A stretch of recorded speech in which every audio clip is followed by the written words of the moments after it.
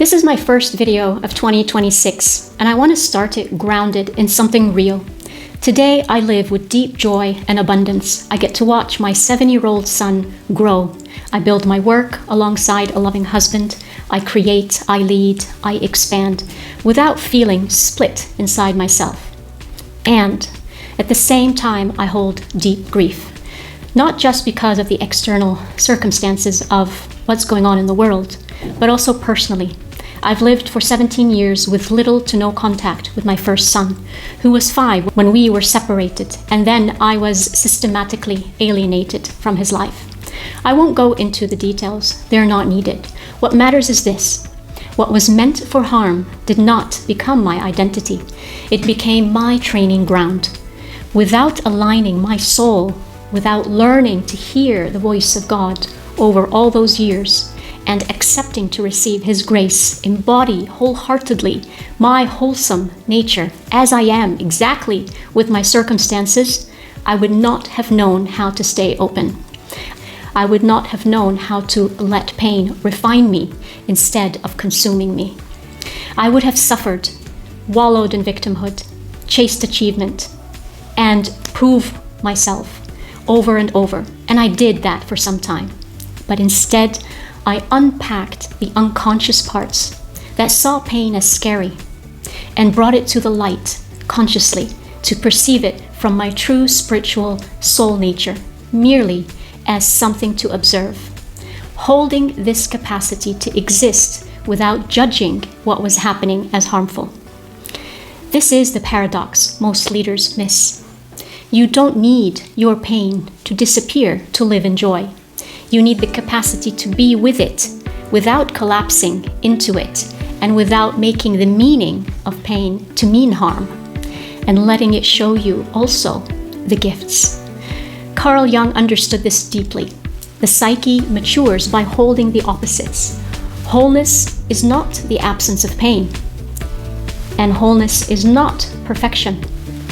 It's the ability to remain in relation to your divine nature while being fully intact, experiencing pain as a human.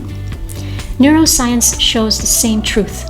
When you stay present, observing grief, when you stay present, observing rejection or uncertainty or any struggle, without becoming it, without becoming tense, reactive, dysregulated, what happens is your nervous system expands.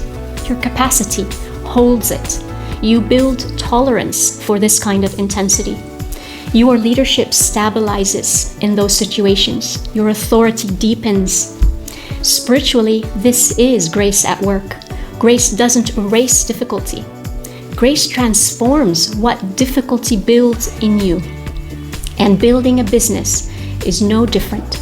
There are seasons where you're not being acknowledged, where effort goes unseen, where results lag, or even seem to move backwards. And if you're not grounded, you assume nothing is working. But often it's working exactly where it needs to, inside of you. It's building the capacity to hold more responsibility, more ambiguity, more rejection, and more leadership weight. So you can become more of yourself. Hence, I always say there is nothing to fix. You are already fully whole. It's called accepting to receive grace. It's about refusing to let external circumstances turn into suffering. It's about staying rooted in joy and abundance, in who you truly are inside. And that brings your authority from inside forward. It brings prosperity from outside to you, while life and leadership demand more of you. This is not soft work. This is not spiritual theater.